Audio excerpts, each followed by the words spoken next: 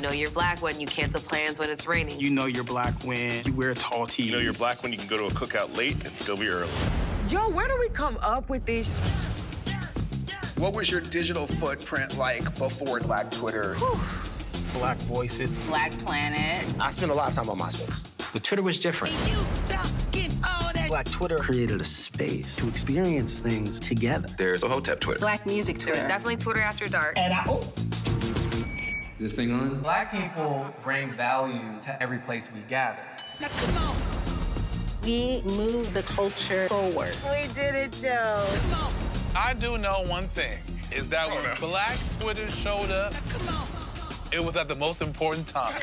We can kiki all we want, but when you're Black, you can't avoid the realities of this world. And I might never come down. It's way bigger than just fun and jokes. We used it to create change intentionally. We stay on ready. Talking about like Black History Matters. This is like Black history.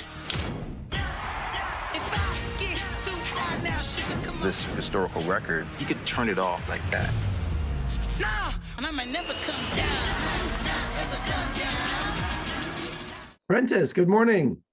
Morning. How you doing, Jeff? I'm doing great, buddy. Thank you so much for joining me this morning. Black Twitter, People's History. How's your morning going?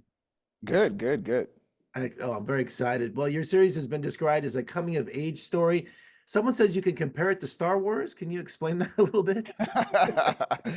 Yeah, I mean, you know, we were taking the article, right, which is obviously like a lot of information. But when you're making a docuseries, you're still like, what's the story, right? As a narrative filmmaker, that's what I'm always asking myself. And so as I kept reading the article, I was like, oh, there's this sort of young side of Black Twitter where it's sort of fun and kind of naive and kind of new.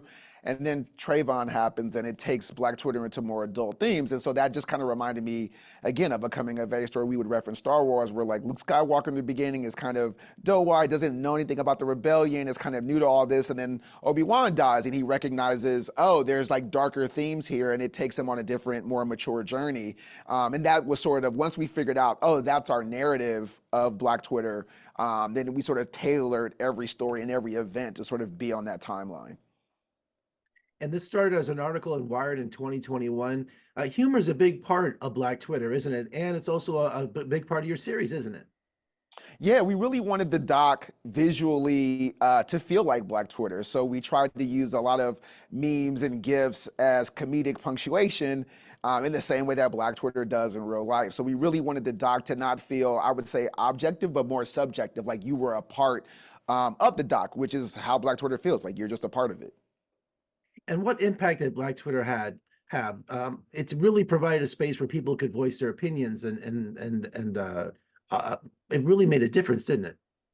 Yeah, I mean, there's obviously a ton of fun ways in which, you know, Black Twitter impacted culture, which is, you know, live tweeting now that we don't even think about all happened as a result of scandal, right? And then there's obviously very serious ways that it's impacted the culture, you know, with, you know, phrases like, you know, Black Girl Magic and Oscar So White and Black Lives Matter. So again, there's the fun ways that I think that Black culture in real life always influences things, but then there's obviously serious ways in which it does as well.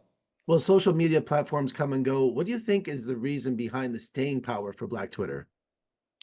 I mean, I think it's the staying power of the culture, right? In essence, right? It's like, you know, again, we didn't create this platform, but we've made it our own. And I think that's just how we move in real life spaces as well. So I just think the staying power is the culture having its stamp, and not just on, I think, you know, Black culture, but just American culture. I mean, I think you just see it in all the ways that we all use these sort of memes and GIFs and things that get activism behind the platform now across all cultures. So yeah, I just think that's part of it. Would you consider Black Twitter a historical record? I mean, this is the people's history, right?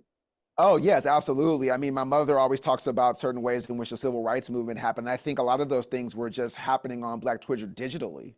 Right, in the same way that, you know, in the 60s, there might be marches or sit-ins as forms of protest. I mean, I think you were seeing that on Black Twitter and sort of holding institutions accountable and watching them change. And so I think what we were doing then was just what we were doing now. And who are some of the celebrities you have featured in your series? Did you get everybody you went after? Yeah, I mean, we started from the article, obviously, in terms of, Jason had done so much groundwork. So there's obviously, again, so many people that make up Black Twitter, like Roxanne Gay and Jay Wortham. And then we had people like Goddess Rivera and Rembert who were inside Twitter as it was happening. And obviously people like Sam J and Amanda Seals. But then we also wanted to have just regular people that, again, who make up Black Twitter, like Kashawn Thompson. I don't think anybody would know who she was if she was walking down the street, but she was the first one to tweet Black Girl Magic. I mean, it all started from her too. So Black Twitter is made up of people who are, again, celebrities and famous, and then just regular people as well. So it was important to put both of those together. Well, Prentice, congratulations. Black Twitter streaming May 9th on Hulu. I enjoyed our conversation. Let's talk again soon, buddy. Thank you. Thank you.